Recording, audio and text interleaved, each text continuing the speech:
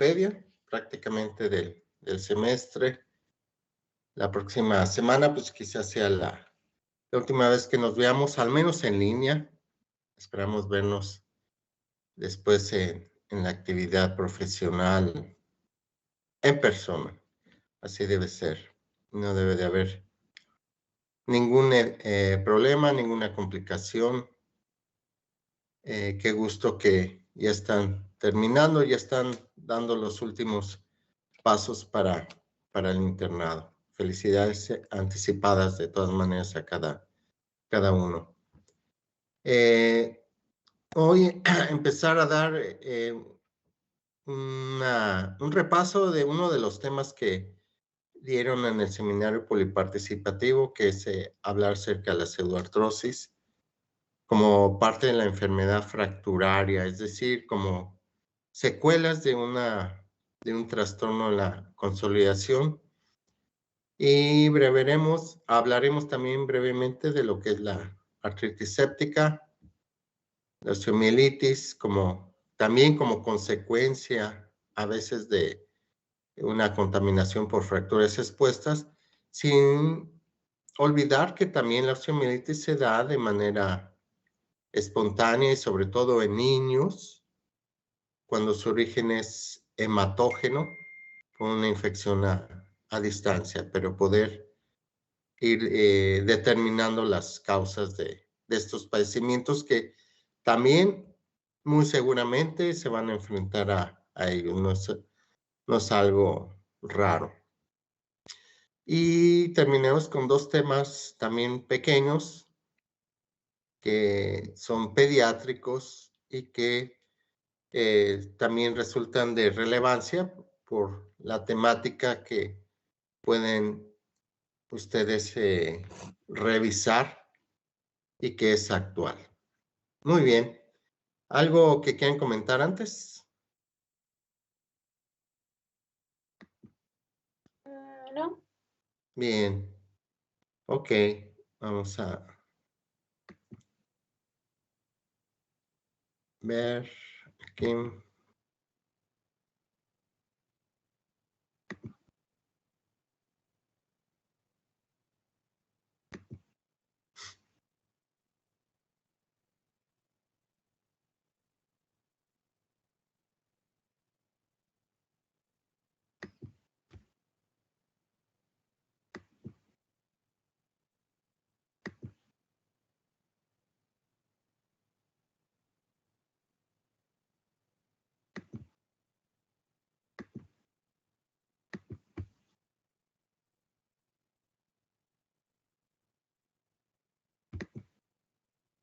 ¿Se aprecia?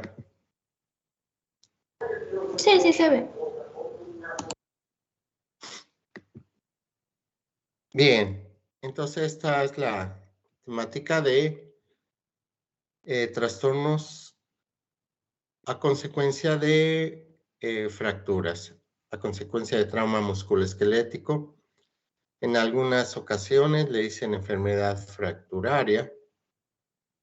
Y tenemos así 3 eventos que pueden surgir como consecuencia de trauma, como consecuencia de una fractura. Las complicaciones inmediatas que las hemos visto en cada tema que hemos revisado, como es el choque hipovolémico, consecutivo a un sangrado masivo, sobre todo en fracturas de huesos largos, las lesiones neurológicas periféricas, lesiones vasculares como es la trombosis venosa profunda o enfermedad tromboembólica, igual como consecuencia de un gran hematoma, del reposo, de la lesión vascular asociada a una fractura. Entonces, estos son complicaciones inmediatas, sin olvidar que la propia fractura expuesta de por sí ya conlleva la posibilidad de una contaminación asociada precisamente a la exposición de tejidos blandos y tejido óseo. Ahora, dentro de las complicaciones tardías, a una fractura, me refiero ya a consecuencia después de 2 o 3 semanas de haberse presentado una fractura, tenemos a la enfermedad tromboembólica, las necrosis asépticas o necrosis isquémicas de Follmann. Lo hablaron también en la temática la semana pasada. La atrofia ósea de Sudeck y necrosis avasculares como consecuencia de un infarto óseo, una pérdida de la irrigación de una parte del hueso. Y tenemos los otros trastornos en la consolidación, que son los que vamos a describir ahorita. Prácticamente se refiere al retardo en la consolidación, pseudoartrosis y secuelas de consolidación viciosa, o que dicen pegó mal o tiene una consolidación anormal. Recordando, el proceso de la consolidación normal se da entre la cuarta y la sexta semana. El proceso es un proceso biológico de reparación normal en cada una de las partes evolutivas del crecimiento óseo. Eso se refiere a la consolidación. Sin embargo, en ocasiones, por algunas circunstancias locales o sistémicas, estas etapas de consolidación biológica van resultando más lento de lo normal. Y las causas de retardo en la consolidación, que pueden ser, como mencioné, inherentes propios al enfermo, ya sea por antecedentes de alguna otra enfermedad de tipo metabólico. Por ejemplo, los diabéticos, los hipertensos, reumáticos tienen a veces menos posibilidades de una consolidación pronta y adecuada. Sin embargo, dentro de los trastornos no asociados al enfermo, tenemos una inmovilización inadecuada, es decir, que nuestro proceso de tratamiento es insuficiente, ya que no colocamos una férula o un yeso circular de manera firme y correcta. Hubo necesidad de cambios repetidos de yesos o inmovilización, ya sea por mal cuidado. Hubo un proceso de infección debido a la contaminación en fracturas expuestas. Hubo pérdida de sustancia ósea. Hay una irrigación sanguínea insuficiente y secuelas por una intervención quirúrgica fallida o que no fue lo suficientemente correcta, o que a pesar de que fue correcto el proceso de fijación, hubo necesidad de hacer un abordaje muy amplio, de desperiostizar el hueso, y eso pues a veces tiene sus consecuencias. ¿Cuáles son las manifestaciones clínicas de un retardo en la consolidación? El primero de ellos es dolor en el foco de fractura. Prácticamente cuando hay una fractura bien reducida y que está bien inmóvil, realmente no debe de haber dolor o debe de ser un dolor mínimo. Pero si hay persistencia del dolor y en ocasiones aumenta aún en estado de reposo, hay que considerar esa posibilidad, sobre todo después de 2 o 3 semanas de haber sido presentado el incidente. Existe una movilidad anormal en el foco de la fractura o la sensación de una falta de seguridad en el apoyo parcial. La persona prefiere estar pisando sobre sobre algodones. Y nuestra confirmación clínica la vamos a hacer mediante estudios radiológicos y vamos a encontrar estas alteraciones. Ausencia de callo óseo, alguna descalcificación en sus extremos óseos, el canal medular no está cerrado y suelen encontrarse algunas sombras de calcificaciones de partes blandas, como un callo óseo incipiente. Aunque el tiempo de evolución no es un índice seguro para catalogar la evolución del proceso de consolidación, sí hay que considerar que biológicamente una fractura a la sexta semana de haber sido provocada y estar inmóvil adecuadamente ya tiene un grado de consolidación. Sin embargo, este retardo en la consolidación puede durar a veces mucho tiempo, hasta los 6 meses. Ya a partir de 6 meses de que no hay una consolidación adecuada después de iniciado el trauma, ya es cuando se considera pseudoartrosis. Para el tratamiento de cualquier retardo en la consolidación, obviamente es identificar la causa que lo esté provocando. Por ejemplo, corrigiendo la inmovilización inadecuada, poner un soporte, un yeso más rígido.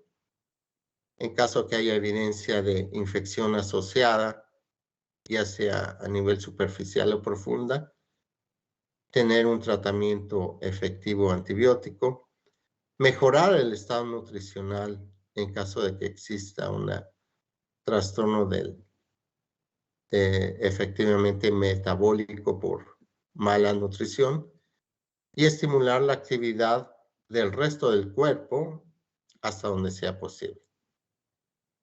En caso que haya una evidencia de pérdida ósea, se necesita hacer un nuevo procedimiento quirúrgico, hacer un legrado de toda el área fracturaria y asegurar nuevamente la fijación y la estabilidad. Ahora, cuando hablamos de pseudoartrosis es cuando hay una falla en la consolidación ósea pasado los 6 meses. Se puede decir que es el tiempo preciso en lo que podemos ya nosotros con toda seguridad determinar que esta fractura no va a pegar, ya pasó el retardo de la consolidación y la definición es la falta de consolidación definitiva de una fractura y que corresponde a una inadecuada cicatrización y en la que puede llegar a presentar en la zona de la fractura un tejido fibroso o no. Este proceso ya se considera por sí solo irreversible y definitivo, por lo que tenemos que actuar de manera adecuada. ¿Qué es lo que va a haber en la zona de la fractura? Un tejido cicatrizal, fibroblástico, anormal, en la que no hubo una adecuada integración biológica y que los osteoblastos nunca se pudieron desarrollar y formar adecuadamente después el osteocitos suficientes para formar un tejido óseo natural. Entonces, se considera que hay nada más vamos a decir, un pellejo en el área de la fractura. 3 divisiones o la pseudoartrosis se puede clasificar en 3 tipos. Uno, que es la pseudoartrosis hipertrófica, en la que los extremos óseos son viables. Se puede observar un intento de formación de callo y a veces radiológicamente vamos a encontrar un crecimiento anormal alrededor de la fractura. Pero prácticamente es un tejido fibroso avascular. Tenemos la segunda clasificación, que es la pseudoartrosis atrófica, en la que no hubo ningún intento de formar callo y existe un área de necrosis en los extremos óseos, a veces ausencia de cualquier tejido blando. Y la tercera clasificación es la pseudoartrosis infectada, que puede ser ya sea hipertrófica, atrófica, pero además hay un foco de infección ahí mismo. ¿Cuáles son las causas? Prácticamente las mismas que en un retardo en la consolidación. Aquí lo único que se agregó es el tiempo. Hay que considerar también, dentro de las otras causas que no habíamos mencionado, las fracturas en huesos patológicos. ¿Cuáles son los huesos patológicos? Los huesos que tienen algún trastorno previo de enfermedad o consecuencia de un tumor o metástasis óseas. ¿Cuáles son los síntomas de la pseudoartrosis? Generalmente hay poco dolor, o muy seguramente las personas se acostumbraron ya a esa incomodidad, pero no es un dolor incapacitante. Lo que sí, existe una movilidad anormal y falta de seguridad y precisión en la posición de apoyo. Radiológicamente vamos a encontrar unas evidencia y engrosamiento de los extremos óseos por calcificación de tejido fibroso cicatrizal, por lo que a veces le denominan precisamente pseudoartrosis en forma de rodilla de elefante, en la que se ve un engrosamiento anormal alrededor de los focos de fractura que simula o semeja precisamente una rodilla de elefante. Aquí vemos otra imagen, una pseudoartrosis hipertrófica, es decir, se ve aumento aquí del callo óseo alrededor de la zona de fractura.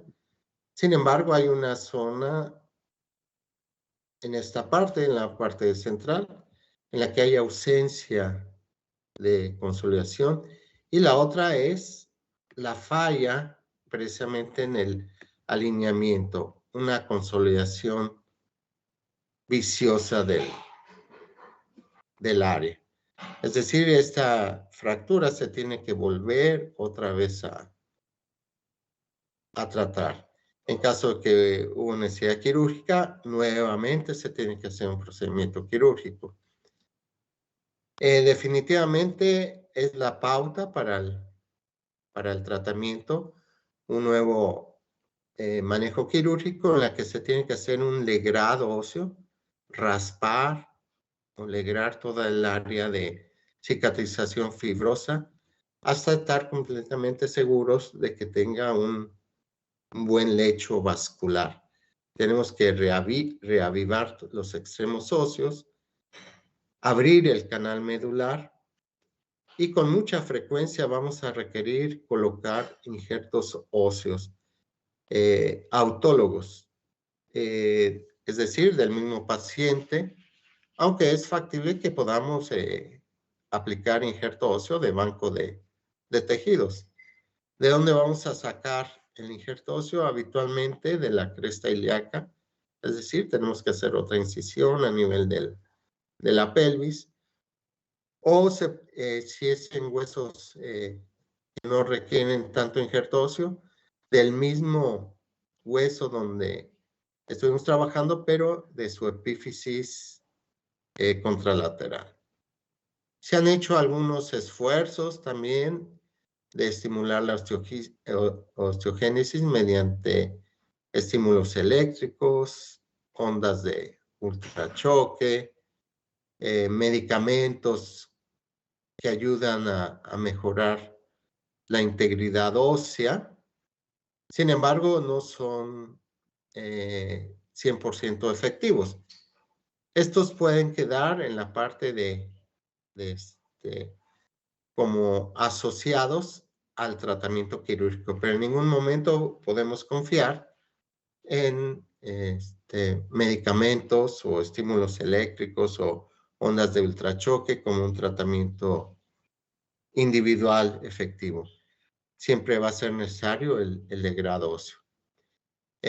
Obviamente, como hacemos un legrado óseo, es una nueva, vamos a decir, una nueva fractura, pues tenemos que estabilizarlo. Y muchas veces lo hacemos mediante fijadores externos. Este es un tipo de fijación externa de Ilizarov que se puso muy de moda alrededor de los 90s y actualmente todavía tiene su validez en algunos tipos de pseudoartrosis, sobre todo cuando hay pérdida de la distancia y hay una deformidad angular, porque este sistema circular a través de clavillos de Kirchner y pequeñas barras nos permiten a veces al mismo tiempo dar corrección y elongación en caso que haya habido pérdida de la altura del hueso fracturado, sobre todo en huesos largos como lo que son tibias, fémur, húmero, principalmente. Pues la única desventaja a veces es que es un poco laborioso, más que laborioso, si no lo manejas habitualmente, es extraño colocarlo. Y sobre todo los cuidados que se deben de tener siempre diariamente estarlo haciendo para evitar la posibilidad de alguna infección. Obviamente le debemos de dar el tiempo suficiente de consolidación. En términos promedio le damos hasta 2 o 3 meses hasta que haya oportunidad de una evidencia radiológica, de evidencia de consolidación ósea. El otro punto de enfermedad fracturaria, ya vimos retardo en la consolidación, pseudoartrosis, la otra es una consolidación viciosas o anormales o mal consolidadas. Esto puede ser resultado de una reducción insuficiente o defectuosa o de una inmovilización inefectiva. Aquí no hay dolor, pero sí hay la evidencia de que hay una deformidad angular que se aprecia hasta el nivel de la piel y que puede condicionar trastornos en la movilidad adecuada, sobre todo los movimientos de pronosupinación, considerando un antebrazo, o en los movimientos de flexoextensión, cuando está muy cerca la fractura del área articular. Entonces, lo que se tiene que hacer es una nueva cirugía de alineamiento mediante, obviamente, osteotomías. Se considera que es un hueso que pegó, pero pegó anormal. Entonces, se tienen que hacer cortes, ya sea circulares o en cuña u oblicuos, y nueva fijación para darle estabilidad a esa fractura y quitar la posibilidad de esa anormalidad fisiológica de consolidación.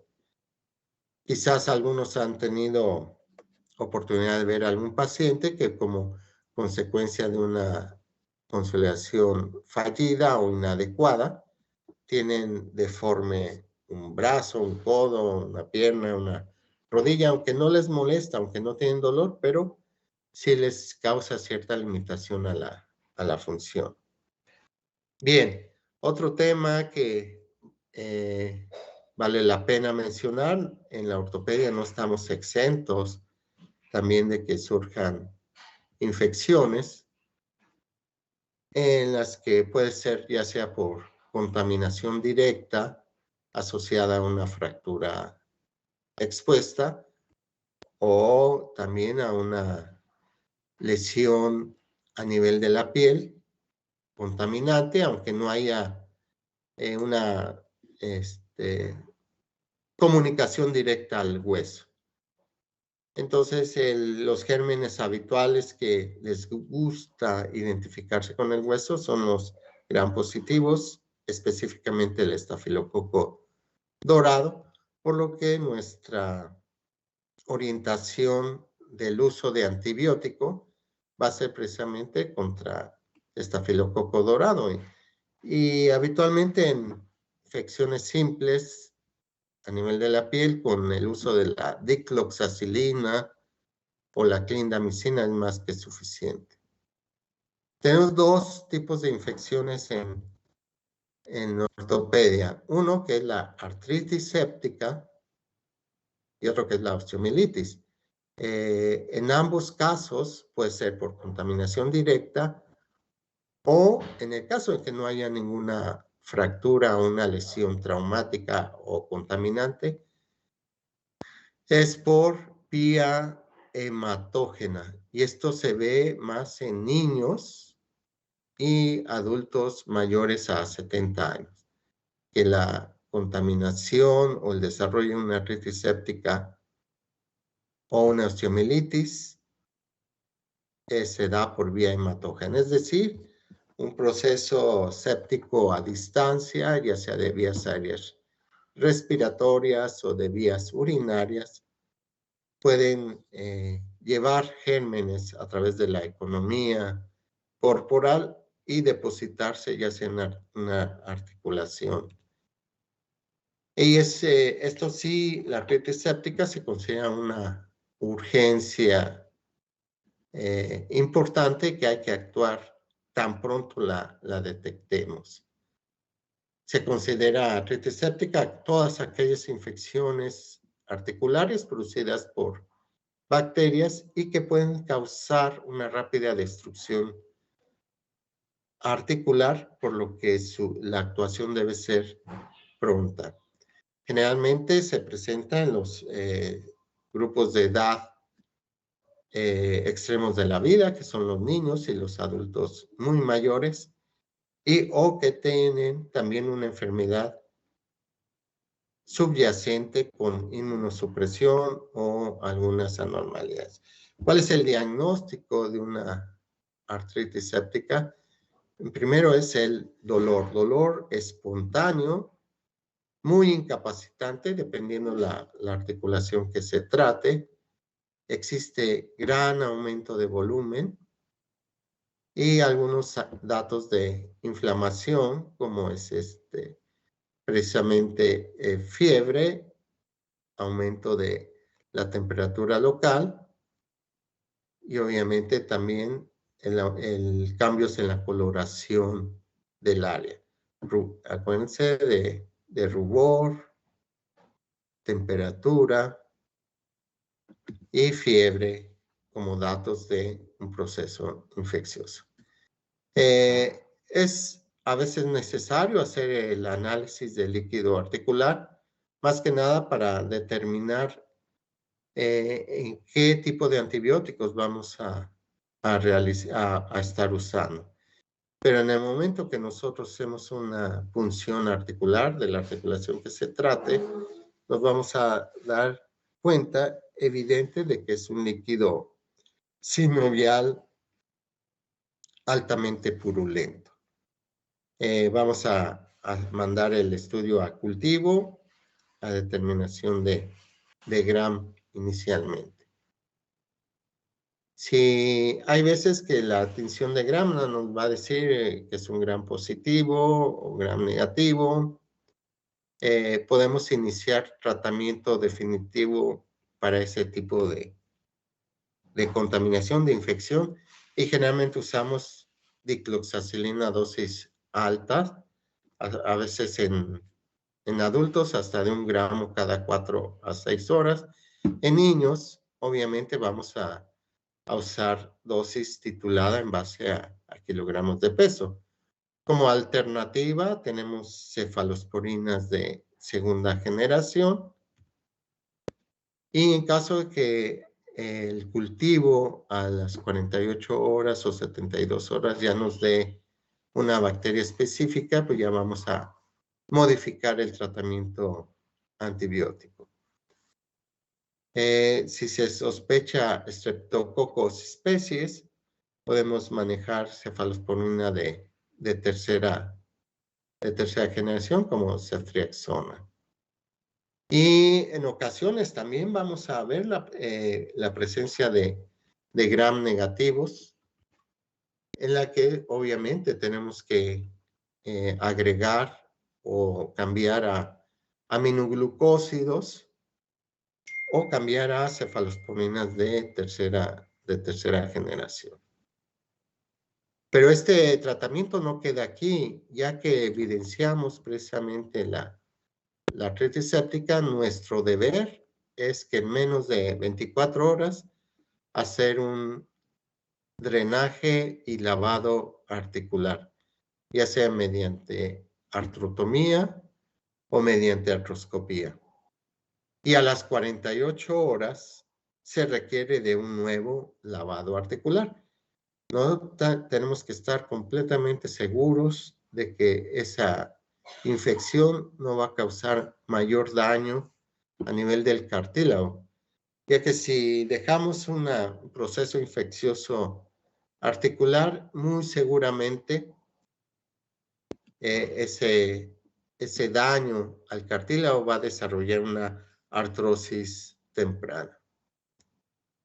Bien, entonces el tratamiento debe ser muy agresivo mediante el uso de un lavado articular.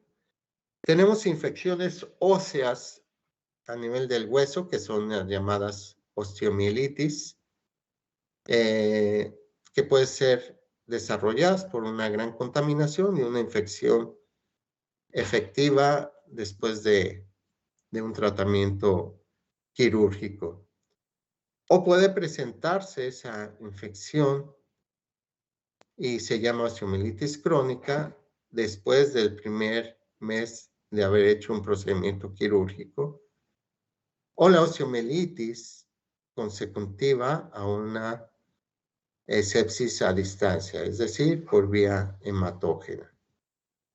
El tratamiento de una osteomielitis es debridar, ya que identificamos efectivamente la zona de infección, porque hay fístula cutánea, hay drenaje de pus, hay retardo en la consolidación de esa zona de fractura, aunque no suele haber fiebre alta, pero sí días de febrículas, días de fiebre vespertina. Entonces tenemos que actuar y ser agresivos en nuestro tratamiento. En caso de que exista un implante, tenemos que retirar ese implante y hacer un programa de escarificaciones o drenajes de esa área, más o menos cada 48, 72 horas, hasta tener una evidencia de que existe ya un tejido viable y sano. Entonces, en caso de que tengamos dudas, sobre todo en el reporte del cultivo, podemos usar algunos otros estudios como la gammagrafía ósea para determinar si existe ahí un foco caliente persistente y que nos ayude a hacer el debridamiento que es adecuado. Tenemos las alternativas de los diferentes tipos de antibióticos. No vamos a quedarnos mucho tiempo en esta área. Vamos a comentar un caso clínico mejor.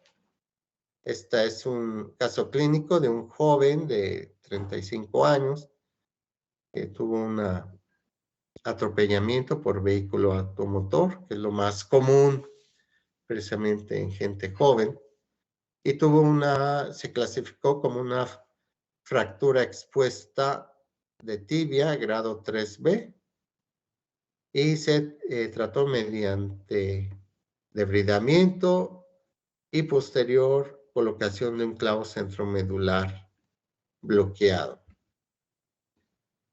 Sin embargo, prácticamente a las 6 semanas, después de haber hecho el cierre definitivo y ya haber tenido colocado el sistema de clavo centromedular, empiezan a aparecer algunas fístulas cutáneas a nivel de la piel, tanto proximal, medio y distal, o sea, son trayectos fistulosos con un exudado seropurulento.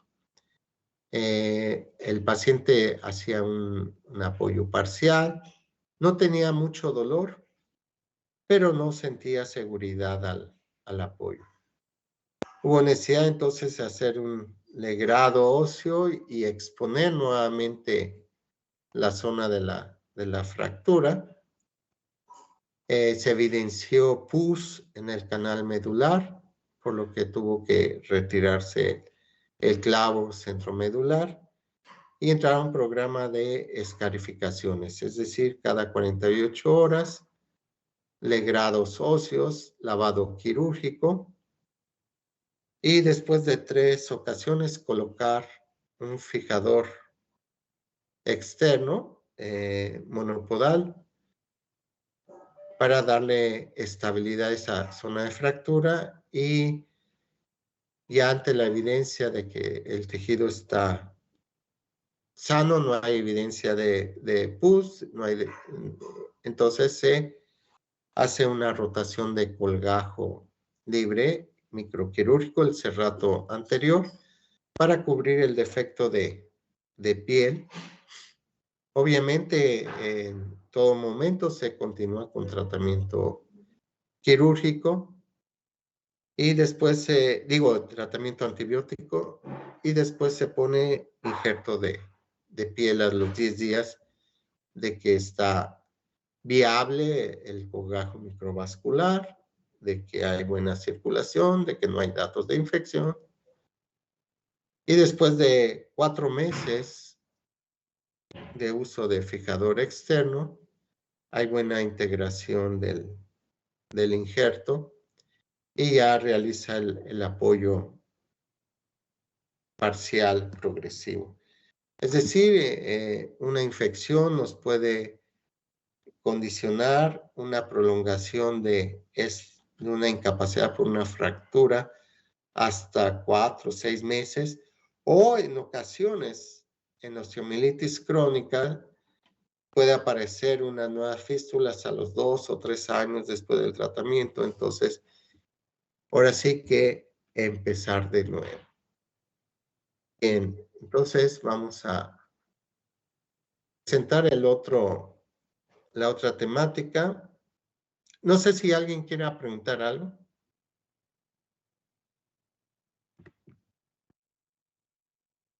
¿Todo claro entonces? Yo, doctor. Bueno, Más o menos, ¿en cuánto tiempo tarda todo el proceso? fíjate que los procesos son diferentes en cada persona, dependiendo si hay también como antecedentes patológicos, algún trastorno metabólico de la persona a la que ya se desarrolló una pseudoartrosis, una osteomielitis. Sin embargo, en tiempos precisos vamos a ver la cronología de una fractura. En 6 semanas, una fractura ya debe de haber consolidado. 6 semanas, perdón. En 6 semanas ya una fractura debe haber consolidado. Si no ha consolidado, puede llevar hasta 6 meses en consolidar.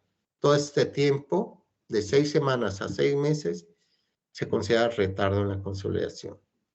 Después de 6 meses, se considera pseudoartrosis.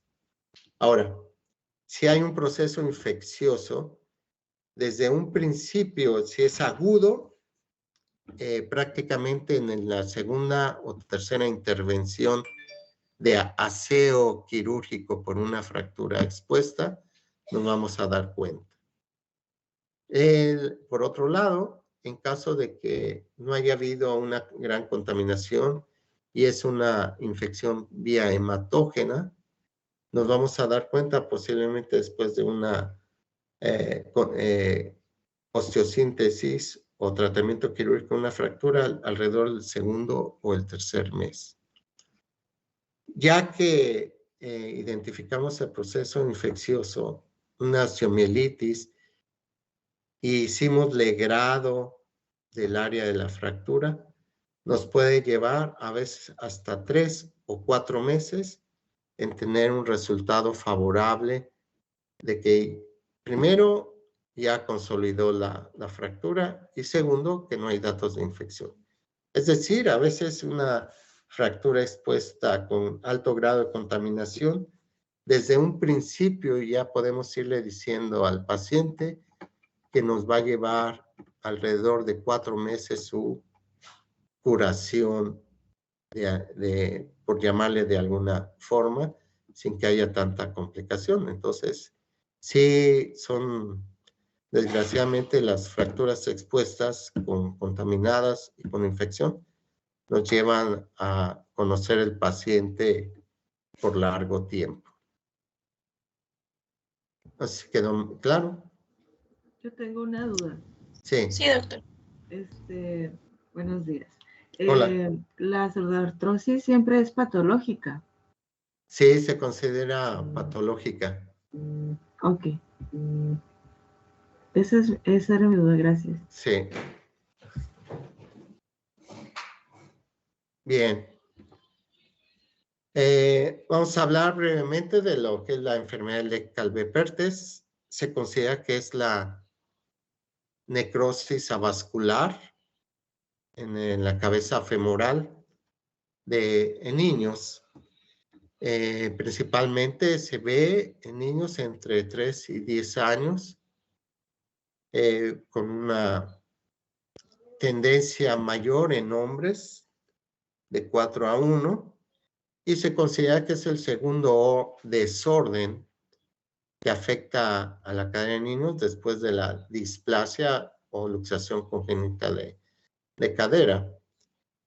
Se refiere a un desorden en el crecimiento óseo debido a una isquemia súbita, es decir, una falla en la irrigación o interrupción de la vascularización de la cabeza femoral, secundaria a un episodio de isquemia. El origen no se sabe específicamente. Se piensa que puede estar relacionado con una falla de la vascularidad local, pero no hay una causa específica. Lo han asociado a veces a una actividad intensa de alto impacto, más no es preciso. Algunos factores de riesgo es edad ósea retrasada, algunos cambios hemáticos como mayor cantidad de proteína C, en deficiencia de la proteína esa como trombofilia, trastornos de la coagulabilidad de la sangre, el trauma repetido, más no hay una causa específica. Lo que sí se sabe es que hay una pérdida inicial del riego sanguíneo y que va produciendo pequeñas lagunas o pequeños infartos a nivel de la cabeza femoral, condicionando muerte de los osteocitos. Esto va a generar que se detenga el proceso de crecimiento y osificación en la parte de la cabeza femoral y que va a condicionar pérdida y muerte ósea de esa zona. De manera natural, el cuerpo es sabio e intenta hacer un proceso de reparación espontáneo. Sin embargo, este proceso primero de isquemia, destrucción y de reparación puede llegarse a dar en un promedio de 6 meses hasta 2 años. Es decir, no sabemos a veces así, a ciencia cierta si se va a recuperar completamente o se va a recuperar parcialmente. Sin embargo, debemos de orientar bien a los pacientes de qué se trata el problema y la necesidad, sobre todo, de evitar precisamente el apoyo de la carga. En esta imagen radiológica vemos cómo la cadera derecha se ve adecuadamente la cabeza femoral. Sin embargo, en la cadera izquierda vemos un aplanamiento, una zona de esclerosis a nivel de la cabeza femoral. ¿Cuáles van a ser los datos clínicos? Aunque no es un dolor intenso, no es un dolor incapacitante, sí es un dolor que causa incomodidad, sobre todo al apoyo. Las molestias las refiere a la cara interna del muslo o en la rodilla y existe claudicación. Progresivamente va habiendo disminución de la movilidad de la cadera y a veces hasta se desarrolla una contractura en flexión. Debido a la falta de movilidad, pues va desarrollando hipotrofia o atrofia del músculo, del muslo y obviamente dismetría de miembros inferiores. Es decir, y que esto les quede claro el día de hoy, el 22 de noviembre del 2021, que cualquier trastorno de incapacidad espontánea, claudicación, en niños entre 4 y 7 años, no duden en solicitarles radiografías de la pelvis. Aunque no exista una gran incapacidad, aunque no exista un gran dolor, es preciso el diagnóstico lo más tempranamente posible para orientar a los papás, obviamente, de los muchachos y al niño de la necesidad de disminuir la carga de peso. ¿Qué es el tratamiento? Es evitar el estímulo sobre la cadera. No hay otra más que limitar el movimiento y darle oportunidad a que la biología haga lo que tenga que hacer. ¿Qué pasa si se nos escapa un diagnóstico o que no le dimos importancia o no lo reconocimos este trastorno? Que va a desarrollar una artrosis temprana el niño, obviamente con pérdida de la movilidad, claudicación, acortamiento de la extremidad, y es muy triste ver de repente a un joven, adolescente o a un adulto joven que no tenga una buena movilidad por una falla en un diagnóstico oportuno. Dentro de la clasificación de la enfermedad hay algunas clasificaciones ya muy establecidas, no vamos a presentarlas todas. Sin embargo, tenemos la clasificación de Hering, en la que al principio pues, no hay ningún cambio. Sin embargo, en la clasificación A es que existe una altura adecuada todavía de la cabeza femoral, pero empieza a haber a nivel, en la imagen radiológica, radiolucidad en los pilares centrales y medial, pero todavía sin pérdida de altura. La tipo B ya existe pérdida de la altura del pilar lateral y con un encogimiento de la cabeza femoral. Y el grupo C existe ya un colapso a nivel del pilar central y lateral y que se considera de mal pronóstico. El diagnóstico lo hacemos en base a estudios radiológicos simples, aunque podemos auxiliarnos a veces de todo lo demás que ya conocemos. Y cualquier paciente, obviamente que tengamos duda, ya sea de la clínica o de lo que vemos radiológicamente, vale la pena interconsultarlo para darle mejor oportunidad a ese a ese caso clínico de resolución o referirlo en caso de que no esté en nuestras manos. Los casos al inicio, casos leves, el tratamiento es básicamente restricción de actividades deportivas, el uso de muletas para que no haya carga de peso y antiinflamatorios suaves o analgésicos simples. No se requiere gran cantidad ni tampoco el dolor es tan incapacitante. Los papás se preocupan cuando el dolor progresa y a veces es necesario hospitalizar más que nada para estudios radiológicos.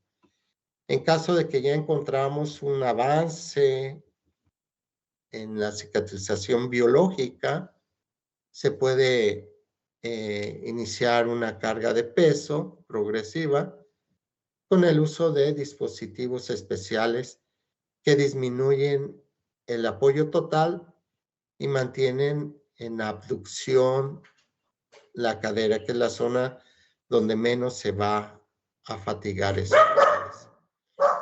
Sin embargo, en caso de que después de 2 años y quedó con alguna secuela de deformidad angular, para prevenir mayor daño, se pueden hacer osteotomías o correcciones de alineamiento, pero esto ya es como, obviamente, recolección de los daños ocurridos, a veces por no identificación temprana. Entonces hacen así estas correcciones de alineación para evitar la artrosis temprana. Y el otro punto que cada vez lo vemos con menos frecuencia en el niño escolar o preescolar o en el adolescente es el pie equinovaro, que se refiere al pie sambo, que debido a que se hace un diagnóstico e inicio de tratamiento oportuno desde su identificación, obviamente hay menos casos que vemos como secuelas de pie equinovaro. No va a ser raro que en nuestro, a lo mejor ustedes ya, muchos de ustedes ya vieron algunos casos de este tipo, ya rotaron en pediatría, o los que van a estar dentro de su internado en el IMES, o en el hospital de pediatría, o en el hospital de obstetricia, puede ser que vean este tipo de casos. El pie equinovaro se refiere a la deformidad del retropié, en la que se adopta una posición de flexión plantar, talón ascendente y punta descendiente. El otro componente es el varo, que es la desviación que consiste en aducción e inversión del calcáneo por debajo del astrágalo. Y obviamente todo este movimiento tiene su asiento principal en la articulación subastragalina, condicionando a veces una anormalidad y se va obviamente desarrollando el apoyo de una manera asimétrica. Por eso tenemos que hacer una clasificación temprana para ver si no es un pie equinovaro rígido o flexible o embrionario, en la que en estos casos, los dos de abajo, el rígido embrionario, en ocasiones sí se requiere un tratamiento quirúrgico temprano de liberación de adherencias. Pero sin embargo, el pie plano flexible, que es el 80% de los casos, el tratamiento se va a dar mediante colocación de yesos correctores prácticamente desde el nacimiento. Y cada 2 semanas, cada 15 días, hacer cambio del yeso corrector para mantener la adecuada corrección del pie. Muchos casos, en los casos leves, en los casos leves y simples, ustedes pueden iniciar el tratamiento desde su consultorio, en el servicio social y todo eso. Y ya los casos que vean que se dificulta mantener la corrección con yesos, referirlo al especialista, perdón. Ya cuando es un pie equinovaro rígido, difícil de manipular con los yesos, se pueden hacer cirugías de elongaciones de tendón de Aquiles y liberación precisamente de adherencias subastrayalinas. Unas imágenes de cirugía de los cortes anatómicos, pero no me aparecen. Bien, esto ya lo vamos a terminar aquí para que si queda alguna pregunta, alguna duda, la resolvemos. Todo quedó claro de estos pequeños patologías en edad pediátrica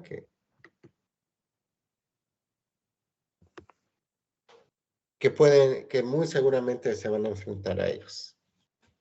Sí, Sí. sí estuvo claro. Bien, pueden entrar a ver a Baus. La otra vez entraron con la misma clave, pueden entrar y ya entraron.